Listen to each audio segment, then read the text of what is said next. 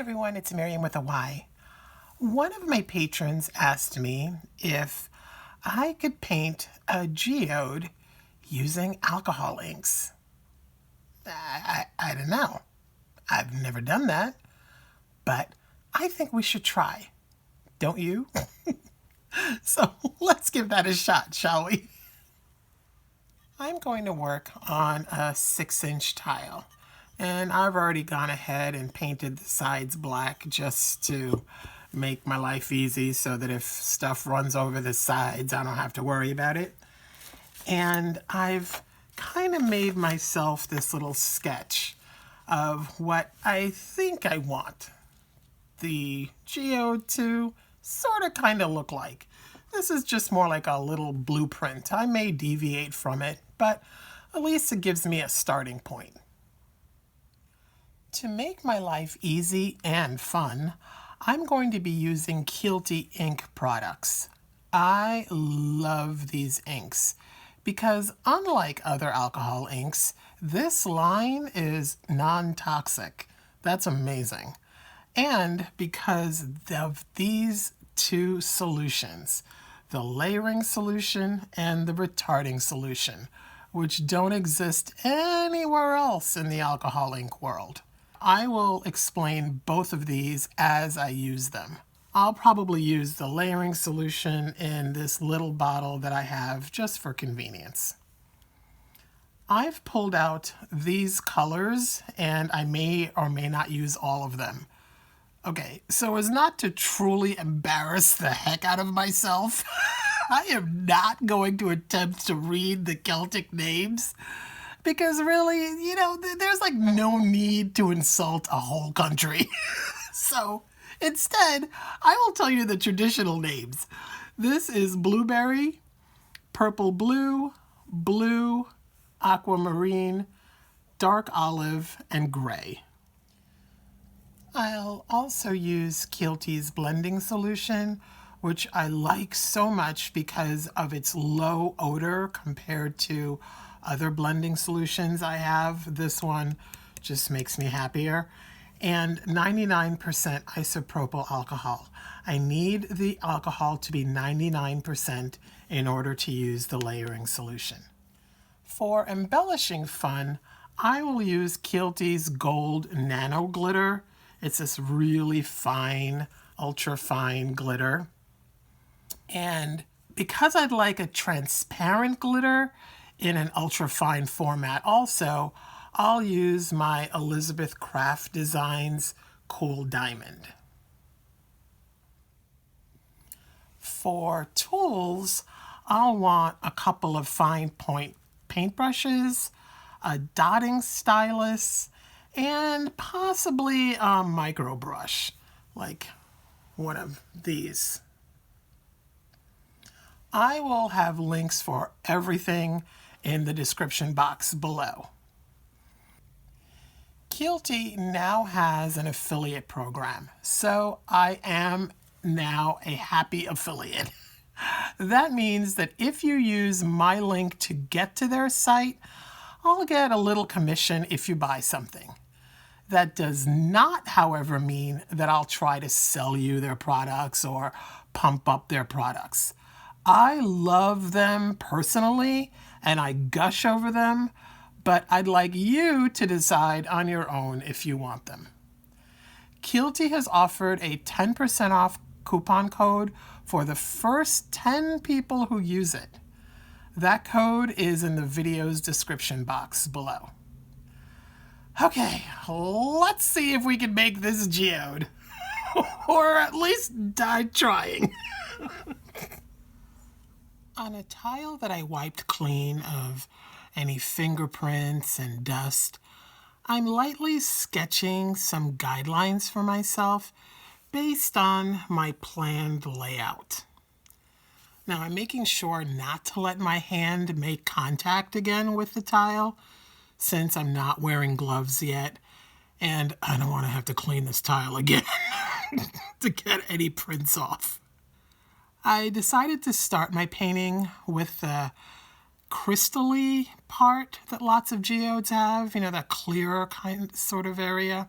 For this, I know that I want a very fine web-like series of lines that aren't too dark, so I'm going to start out with the colors gray and blueberry. I chose blueberry because I think it'll give me a nice hint of color without being too bold or loud. After putting in my lower border, I start making mostly random little marks, somewhat like tree branches with the gray. I just don't want anything round or too curvy. My goal is more angular as much as possible. Once I was happy with those marks, I moved over to the blueberry. Now, one of the fun properties of alcohol inks is that a new wet ink added to a painting will reactivate and push aside ink that's already down on the surface and dry. And I was relying on just that ability to make what were initially, it's not thick, but thicker gray lines. I wanted those lines to become very thin and fine.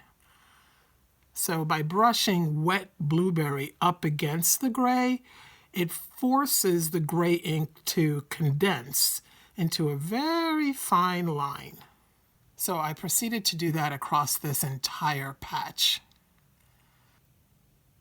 It's funny, looking at this now, it looks so much darker than it's going to look later when it gets bordered by brighter, darker colors. But because it's the only thing down on the surface and the surface is white, it looks darker than it ends up looking later.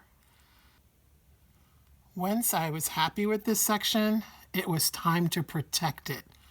And by that I mean covering it with layering solution.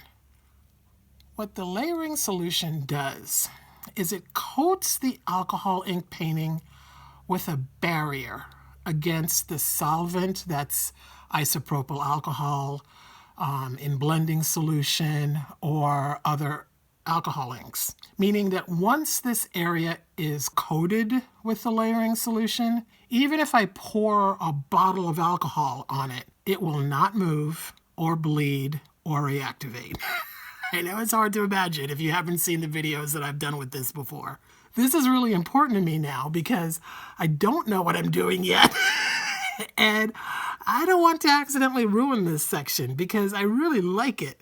I'll be able to try painting things right up against this. And if I don't like what I paint, I'll be able to wipe it away without disturbing this section at all. You'll see what I mean in a little bit.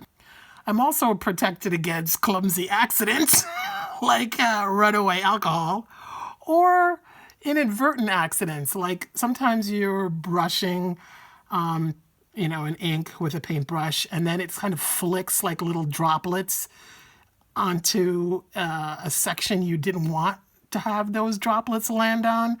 And you can't do anything about them because sometimes going in to fix those little drops just makes it worse, so you end up leaving them there. Well, if any little droplets falls on a coated area, an area that's been coated with a layering solution, you can go in and wipe them up and not disturb the painting underneath. It's pretty cool. For me, the layering solution is one of the most brilliant products Kielty carries. I'm going to gush now, just a little bit. It has literally changed how I think when I paint with alcohol ink. It lets me do things I could never have dreamed of doing before. And being asthmatic and sensitive to smells like I am, I sometimes can't believe it's going to do anything because it smells so like water. And when it dries, it's like invisible. It doesn't add like thickness to your painting. It's hard to believe it's going to do anything because once it's dry, you can't see it. Okay, enough gushing. With this area safe now, I move on to what will be the core of the geode. The area that will be the most sparkly, probably. I've chosen blue for that. Now, this blue I am not putting down with any particular care. It's more to mark the place, because as you'll see in part 2 of this video series, I'll be painting this area again with a retarding solution. Don't worry about it for now. That's in the next video. Next, with a little aquamarine and purple blue, I start putting in some of the telltale concentric rings we all associate with geodes. At this point, I decide I'm going to want to add more purples and blues, and I pulled out for subtle differences and so that I have more choices. So I pulled out Banshee to start out with. That's the only name I feel like I could say safely. Oh, that, and I can also say Leprechaun. Those are the only two colors I feel like I could say safely. For all I know, you don't actually pronounce it that way. But the traditional name for this color is Eggplant. And then I test out the color Aqua Blue. Like the name sounds, it's a little bluer than the aquamarine from earlier. I like the combination of this with the purple. My goal is a semi-realistic geode, but a little touch of fantasy here and there is going to be fun too. So alternating between teal-related colors and purple-related colors might be fun. But honestly, at this point, I didn't have a color plan. I just had pulled out purple-like colors and blue-like colors, and I didn't know in what order I was going to put them down. So I am just winging it and seeing what sticks. So like here, I tried filling in the area with this blue or purple. Since I'm not sure yet, it seems like a good time to try putting in one of those concentric circle spots. These things probably have a name. If any of you are geologists and can share, I would be very happy to know the name. But for lack of that knowledge, I'm just going to call them bullseyes.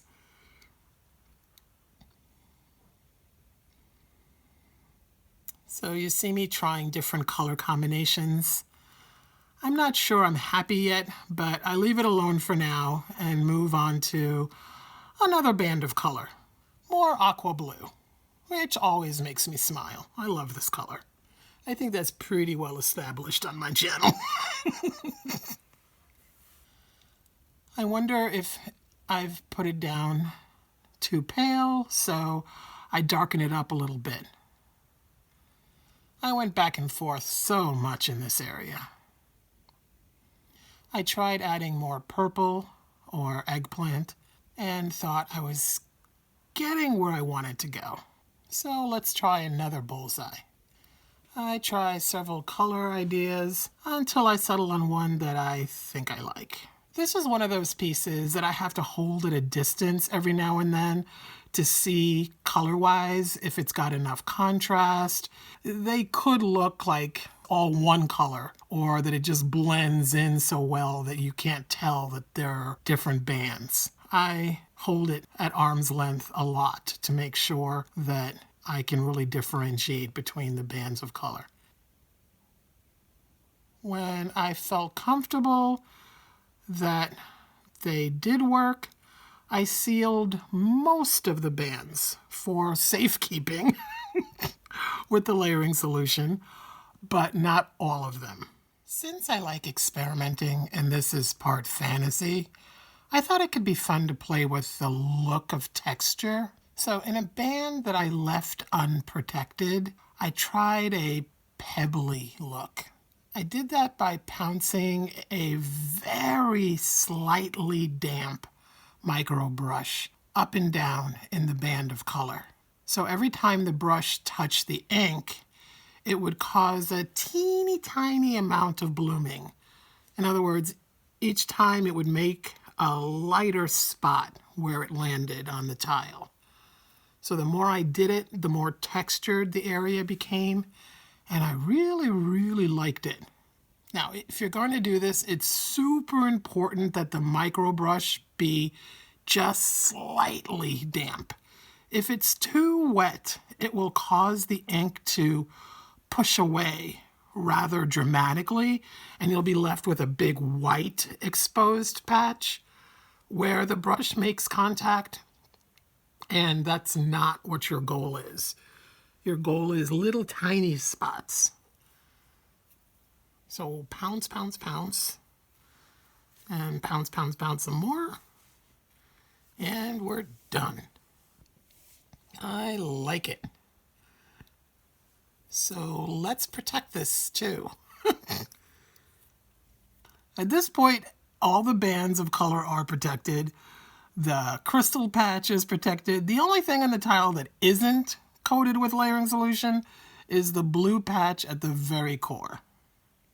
So since I'm safe, I can really risk messing with this white area between the crystal area and the banded area. I decided to try dark olive as the color, or at least part of the color, I thought. After just a couple of strokes, I immediately realized I don't like this. So I take it away. Once I get enough of this out of the way, I don't have to go all the way back down to white, but just the bulk of the colors removed, I decided to add a new color. This is juniper, for those of us too scaredy pants to try the Celtic name. I chose this color because it's a little greener and a bit darker.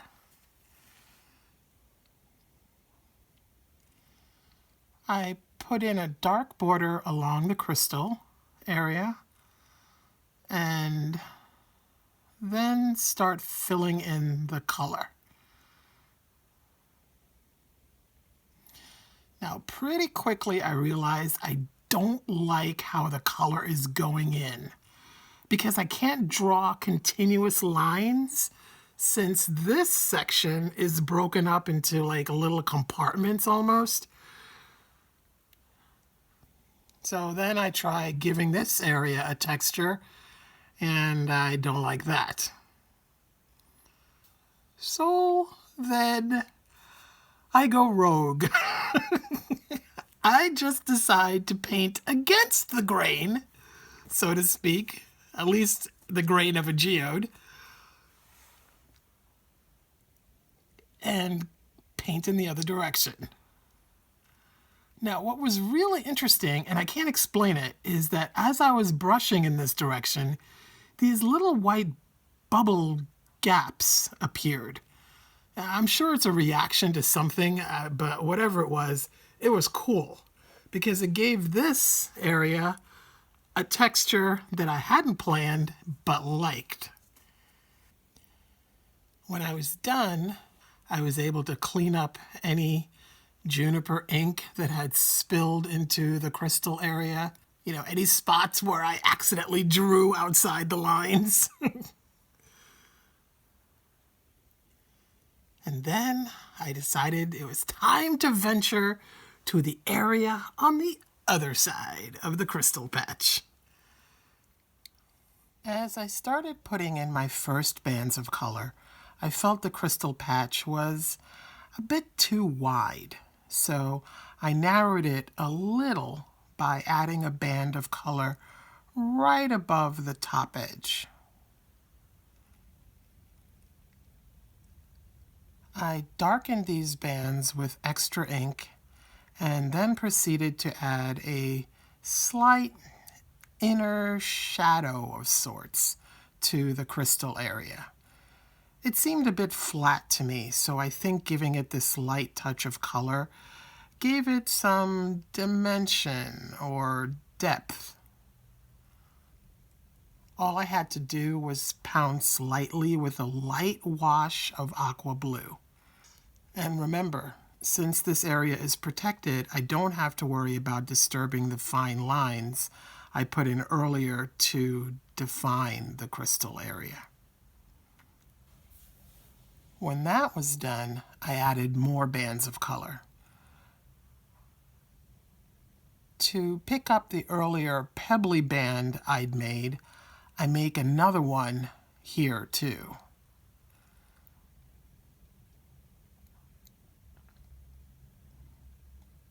I added a coat of layering solution so that I could then mess around with designing the outside band. I didn't have a plan yet, so I wanted to be able to safely try a bunch of things. Because the plain band above the pebbly band, it kind of bored me a tad. I tried narrowing it first, and then I got an idea. A new texture. The first step was to put in a good amount of color going in this, what I'm calling against the grain direction again. Once that was dry, I went in with a damp brush. Again, damp, not wet. And I brushed against the grain again. This gave this area a feathery look. I loved it. So, I quickly protected it. But when protecting it, I was very careful to limit where I applied the layering solution on the outer edge so that I'd be able to clean up or remove the excess ink I didn't want.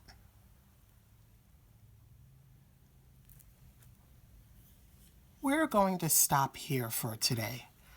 As I clean up a bit, take a second to subscribe and hit the thumbs up if you enjoyed this. How do you think this is turning out so far? I'd love to hear from you. In the description box, you'll find options for how to help this channel keep going and bringing you more videos like this. I'd greatly appreciate anything you can do to take part in that. Thank you to all of you that have been helping, and thank you for using any of my Amazon links. That's a big help. Links to everything I used are also in the description box.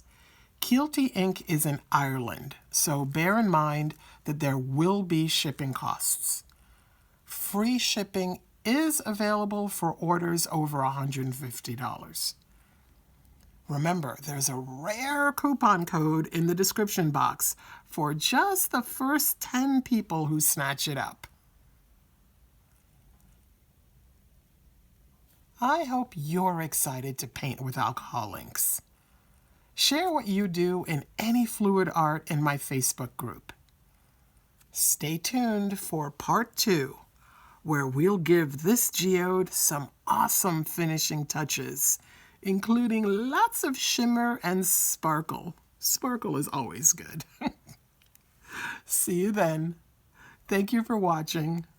Let your creative nature shine. Bye now.